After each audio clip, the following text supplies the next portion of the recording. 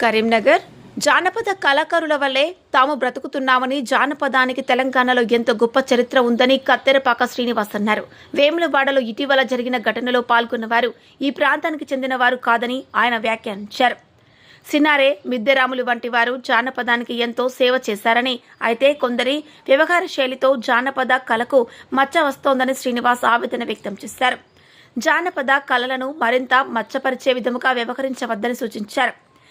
ఈశ్వర సాయి భార్య శరణ్య ఆంధ్ర ప్రాంతానికి చెందినవారని పేర్కొంటూ తెలంగాణ జానపదం గురించి ఆమెకు ఎంతవరకు అవగాహన ఉందని ప్రశ్నించారు. తెలంగాణ జానపద కళ గొప్పదని, దాని చరిత్ర సాంప్రదాయాలు తెలియకుండా జానపదంపై వ్యాఖ్యలు చేయడం సరికాదని కత్తెరపాక శ్రీనివాస్ అన్నారు. నేను ఒక ఎస్సీ సామాజిక వర్గానికి చెందిన వాడిని. నేను ఎందుకు ప్రస్తావిస్తున్నానంటే, నాకు ఆ దేవుడు కళారంగం అనేది కళని ఇచ్చిండు. నేను ఈరోజు మా అమ్మ నాన్న నా ఫ్యామిలీ బతుకుతున్నారంటే అది ఒక జానపదంతోనే. నాకు 20 సంవత్సరాల ఎక్స్పీరియన్స్. నా చేతిలో ఎంతోమంది డ్యాన్సర్స్, డ్యాన్స్ మాస్టర్ అయినలు, చాలామంది హీరోయిన్స్ కూడా అయినలు పోకు దాంట్లో. మొన్న వెమ్లవాడలో, మా ఊరు కూడా పక్కనే ఉంటుంది కుదురుపాక, వెమ్లవాడలో రెడ్డి లాడ్జ్లో ఒక సంఘటన జరిగింది. మీ అందరూ తెలుసు. వాళ్ళిద్దరు ఇక్కడ మన ప్రాంత పనులు కాదు, వాళ్ళు ఇక్కడికి బతకడానికి వచ్చిండ్రు. జానపదాన్ని ఒక రేంజ్లో తీసుకుపోయిన ఒక గడ్డ మీద, వెమ్లవాడ గడ్డ, ఒక సినార లాంటి వాళ్ళు, మిద్దెరాము లాంటి వాళ్ళు, వాళ్ళు జానపదాన్ని ఎంతో గొప్పగా తీసుకుపోయిండ్రు. అలాంటి గడ్డ మీద మీరు వచ్చి ఇక్కడ మాకు ఒక మచ్చ వేసిపోయిండ్రు. ఫోక్ ఇండస్ట్రీ చెప్పిందా మీ ఇద్దరిని ఒకటే రూమ్ తీసుకోమని?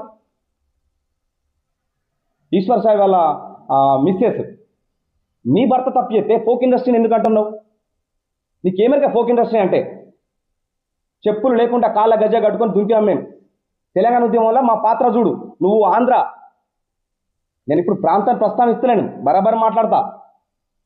ఎందుకంటే ఒక తెలంగాణలో ఎంత కష్టపడ్డామో అది మాకు తెలుసు. ఈరోజు వచ్చి నువ్వు ఫోక్ ఇండస్ట్రీ మొత్తం కమిట్మెంట్లు జరుగుతున్నాయి, నువ్వు చూసినావా? బుద్ధి ఉంది అసలు నీకు మాట్లాడడానికి? ఈరోజు కొత్త డాన్సర్లు రావాలంటే భయపడుతున్నారు. కొంతమంది పేరెంట్స్ ఫోన్ చేసి, సీన్ సార్ ఇక నుంచి మా అమ్మాయిని మేము పంపించము, మాకు ఫోన్ చేయకుండా అంటున్నారు. ఇదేనా? దయచేసి ప్రజలను మీరు కూడా అర్థం చేసుకోండి. శేఖర్ మాస్టర్ చెప్పిండు, ఒకప్పుడు మేము సినిమా ఇండస్ట్రీలో తిరిగితే మాకు కేవలం అవకాశమే లే, కానీ ఈరోజు మమ్మల్ని ప్రపంచం గుర్తుపడుతుంది కేవలం ఒక జానపదంతోనే. దయచేసి ట్రోలర్స్, మీ వ్యూస్ కోసం మా బతుకులను ఆగం చేయకూడదు. మీకు వ్యూస్ రావాలంటే